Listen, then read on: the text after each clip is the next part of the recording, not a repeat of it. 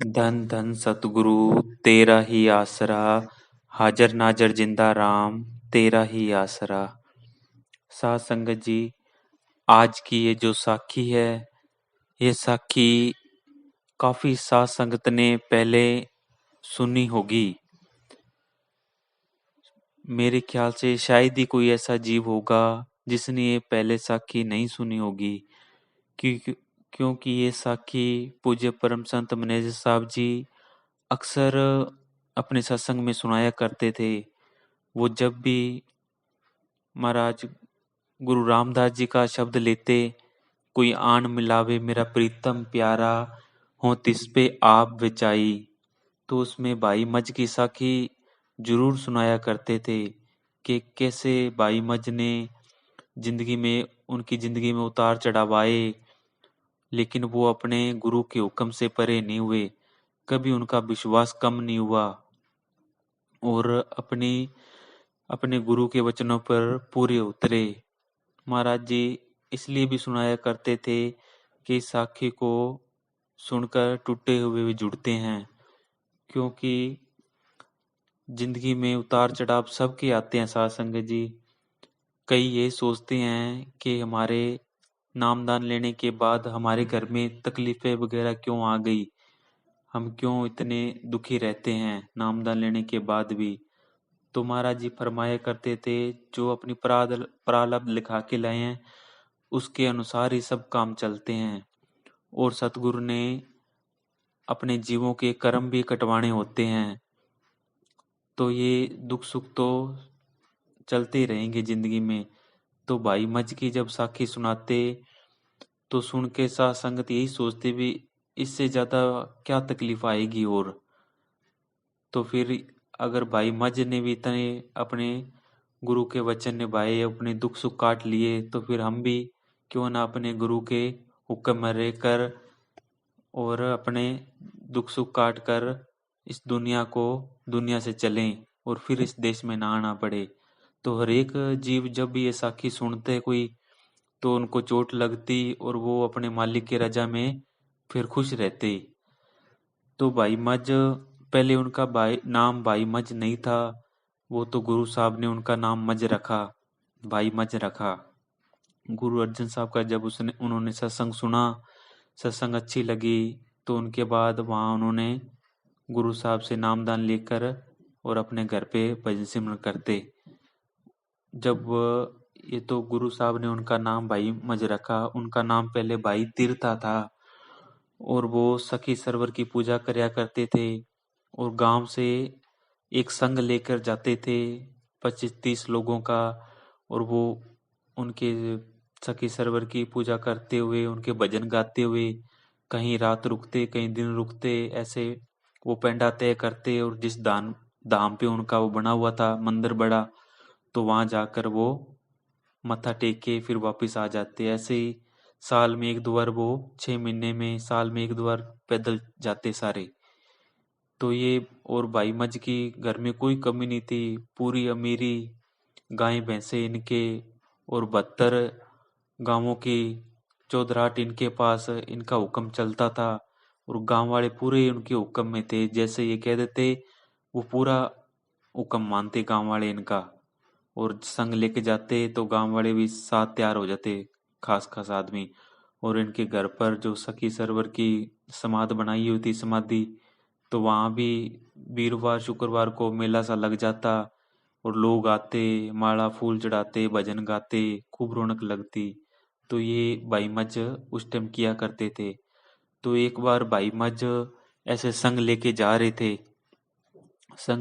रहे थे, जब अमृतसर की तरफ से निकलने लगे, ये संजोगवश ही मालिक ने रूह अपनी कोई खींचनी थी, तो भाई मज को पता लगा कि कोई गुरु साहब ने यहाँ गुरु अर्जन साहब का सत्संग लगा हुआ है।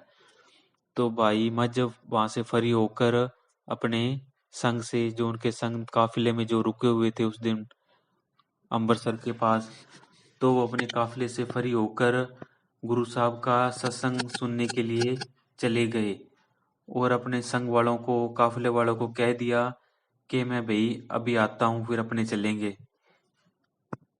जब आकर गुरु साहब का सत्संग सुना तो सत्संग बहुत अच्छा लगा। और ऐसी बातें भाई मज ने पहले कभी नहीं सुनी थी।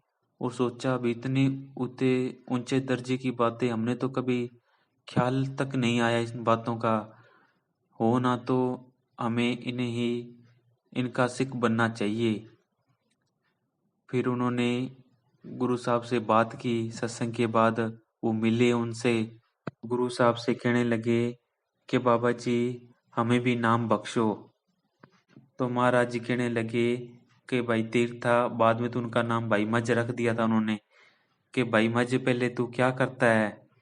तो फिर उन्होंने बताया कि महाराज जी मैं सखी सरवर की पूजा करता हूँ और उनके घर पे समाधि बनाई है। और मैं 6 महीने साल में एक संघ लेके जाता हूँ 25-30 आदमियों का। और जहाँ पर हमारा धाम बना है इनका बड़ा सखी सरवर का, और वहाँ पूजा वगैरह हम करते हैं। महाराज जी कहने लगे अच्छा। तो फिर महाराज जी कहने लगे कि भाई मज तेरे को नाम तब देंगे जब तू घर पे जाके उस समाध को गिराएगा, क्यों ये रास्ता अलग है वो रास्ता अलग है। तो सात संग जी एक बात महाराज जी बताया करते थे, पूज्य परम संत वकील साहब जी, के संतों का कोई मंदिरों मस्जिदों से कोई दुश्मनी नहीं है। वो तो हमें सही रास्ता बताते हैं कि अगर इनसे आप मिलना चाहते हो किसी से भी, तो आपको अंदर चलना पड़ेगा, अंदर की भक्ति करनी पड़ेगी, चाहे उनका ही सिमरन करो बैठ के। उनकी कोई दुश्मनी नहीं है कोई मंदिरों मस्जिदों से। पर हमारी सोच ही गलत है। हम सोचते हैं कि संत हमसे ये चीजें छुड़वा देते हैं, वो छुड़वाते नहीं। वो कहते हैं अगर आप इनसे मिलना चाहते हो तो ये मिलने का रास्ता नहीं है कि आप बाहर से इनकी पूजा पाठ कर रहे हो। तो उनके समझाने का मतलब ये था। फिर भाई मज को समझाया कि अगर आप मालिक से मिलना चाहते हो तो आप पहले वो घर पर समाधि गिरा कर आओ, फिर आपको नाम देंगे। और इधर जो भाई मज के साथ जो संघ वाले आए थे वो इंतजार कर रहे थे। उन्होंने जाकर उनको बोल दिया कि आप जाओ, हम नहीं आते आपके साथ अब। तो वो बड़े हैरान हुए कि इनको क्या हो गया सत्संग सुनकर। तो वो तो चले गए और भाई मज अपने गांव वापस गए। और जाकर वो जो मंदिर घर पे बना रखा था उन्होंने समाध, वो जाकर गिरा दी। गिराकर और गुरु साहब के पास वापस आए और आकर नामदान ले लिया। और गुरु साहब ने बता दिया कि जाकर खूब नाम जपना और जब तक हम ना बुलाएं तब तक वापस नहीं आना। और उनका इतना विश्वास पक्का हो चुका था सत्संग, एक ही सत्संग सुनकर, कि मालिक का मिलने का ठीक रास्ता है तो यही है। भाई मच अपने गांव वापस चले गए। घर वालों ने भी कहा ये आपने क्या किया। और आस पड़ोस में गांव वालों को पता लगा कि भाई मज ने तो अपने जो सखी सरवर का बना रखी थी जगह वो तोड़ दी है। तो उन्होंने बड़ा बुरा भला कहा उन्हें कि भी ये आपके बहुत अब तंगी आएगी, आपने ये तोड़ा है मंदिर इनका, सब कुछ आपके ठीक था, फिर आप ये क्या रास्ते पड़ गए।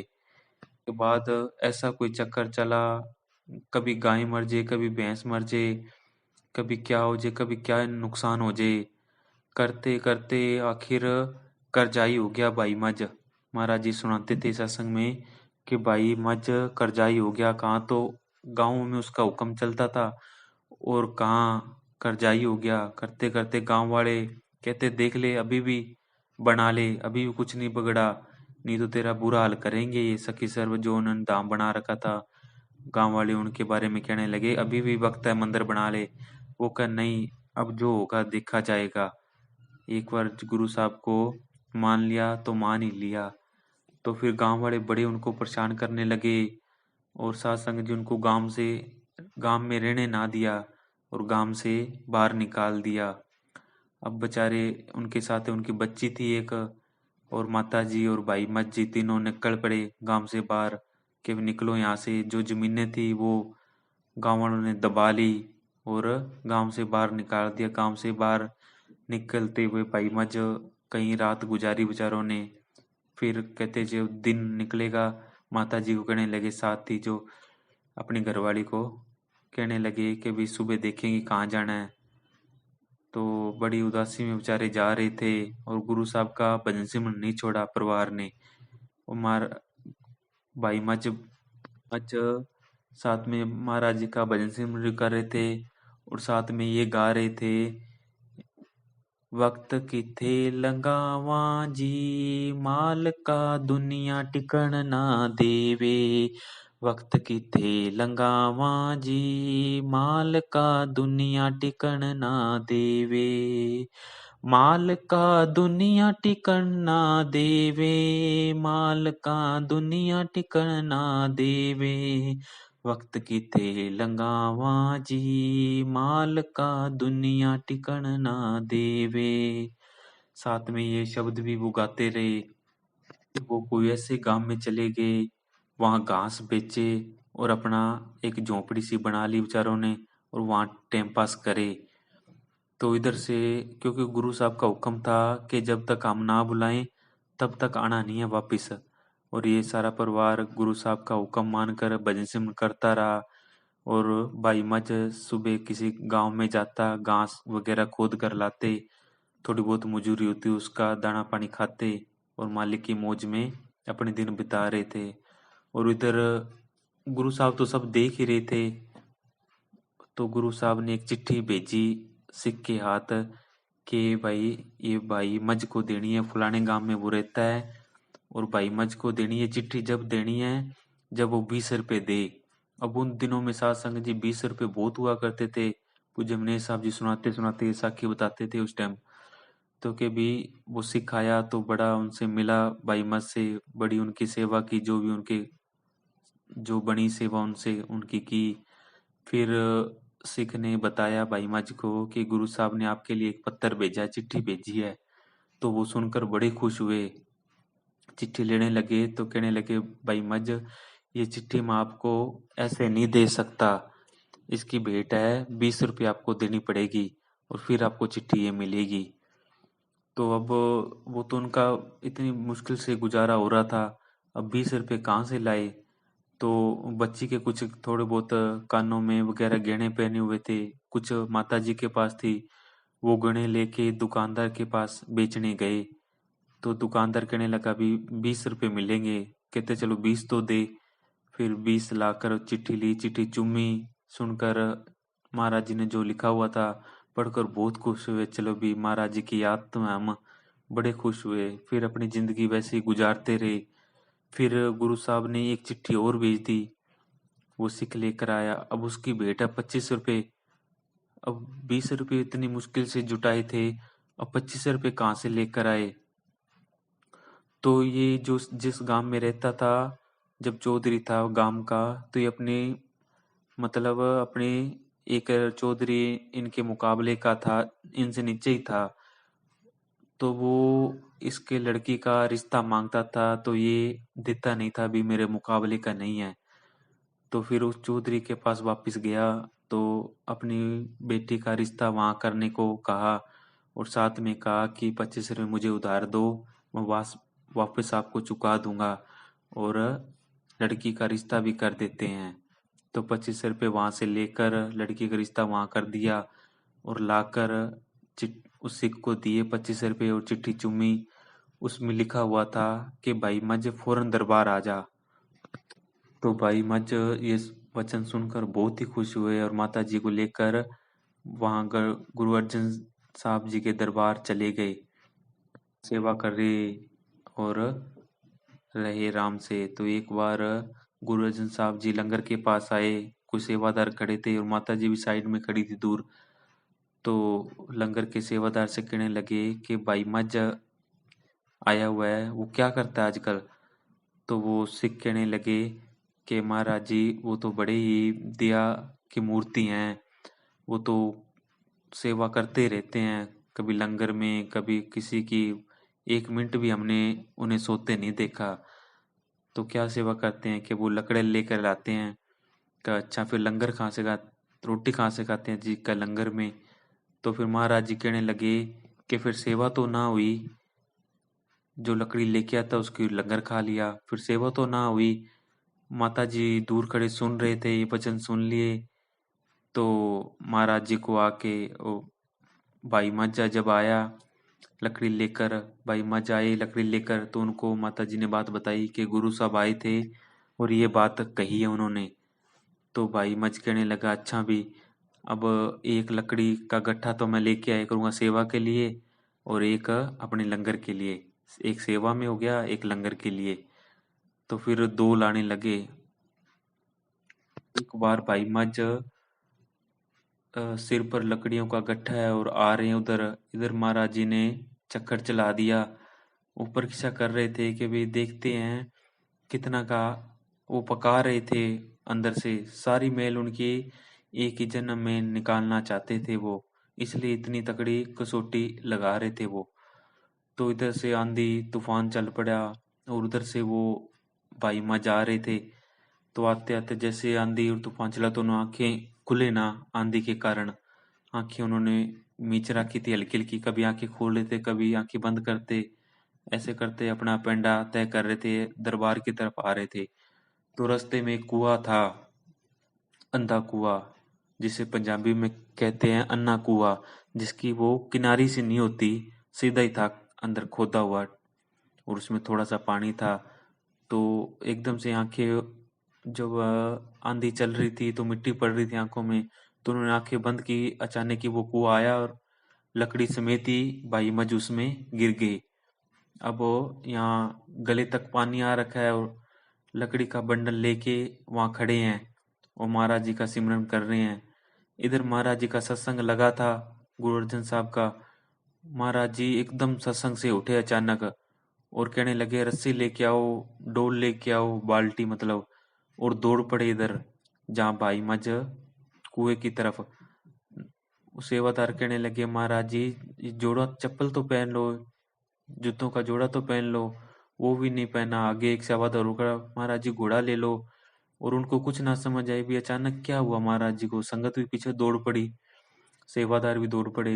तो महाराज जी जब कुएं के पास पहुंचे थोड़ा सा इधर खड़े हो गए, और वो संग जो पीछे आ रहे थे उनमें से एक सेवादार आया, उनको कहने लगे कि इसमें खड़ा है भाई मज, उसको कहो छोड़ ऐसे गुरु को, देख तेरी क्या हालत कर दी, फिर देखो वो क्या कहता है। तो एक सेवादार आगे गया, कहने लगा कि भाई मज तू इसमें, कहा हाँ मैं इसमें गिर गया है, मुझे पता नहीं लगा आंधी चल रही थी।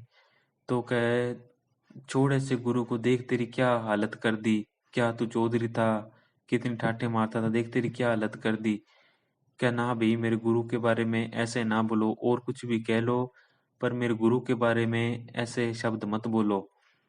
तो कहने लगे अच्छा तो ऐसे कर, लकड़ी को छोड़, आजा तेरे को बाहर निकालते निकालते हैं।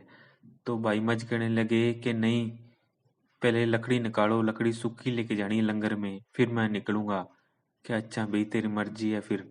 तो उन्होंने सेवादारों ने सूखी लकड़ी बाहर निकाली और फिर भाई मज को निकाला, तो देखा तो बाहर गुरुजन साहब खड़े थे। इधर महाराज जी के आंखों में आंसू चल पड़े, उधर भाई मज के एकदम, महाराज जी ने उनको छाती से लगा लिया और काफी देर तक ऐसे ही छाती से गले से लगा के रखा। तो महाराज जी इतने खुश हुए, खुशी में आकर महाराज जी कहने लगे कि बोल भाई मज, तेरे को त्रिलोकी का राज दे दें। कि नहीं महाराज जी मुझे आप ही चाहिए हो, कुछ नहीं चाहिए। इतने महाराज जी खुश हुए उन पर कि नहीं महाराज जी मुझे तो आप ही चाहिए हो। फिर उनको वर भी दिया कि भाई जिसको तू नाम देगा उसकी भी संभाल करेंगे। मज प्यारा गुरु का, मज प्यारा गुरु का सासंग जी, मुझे वो लाइन आती नहीं इसलिए माफी चाहता हूँ, पर महाराज जी ने ऐसे कोई वचन कहे। और फिर गुरु साहब ने, मारा गुरु साहब से कहने लगे, भाई मज कहने लगे कि गुरु साहब जितनी कसौटी हमारी लगा आज आपने लगाई है, इतनी कभी और किसी के मत लगाना। साध संगत जी, महाराज जी, कोई और पार नहीं उतर सकेगा। तो पूज्य मनीष साहब जी बताया करते थे कि उसी दिन से संतों ने कसौटी कम कर दी, नहीं तो इतनी कसौटी लगाया करते थे कि शायद ही कोई गुरसिक एक आधा कोई निकलता। गुरु रामदास जी के शब्द, गुरु अमर साहब जी के वक्त देख लो, गुरु अमरदास जी निकले। गुरु नानक साहब जी के देख लो टाइम, गुरु अंगद साहब जी एक निकले। गुरु अंगद साहब की देख लो, गुरु अमरदास जी एक निकले। तो कोई एक आध बिरला कोई निकलता है। तो वो कसौटी लगाते हैं तो उन पे खरा कोई एक आध ही उतरता है।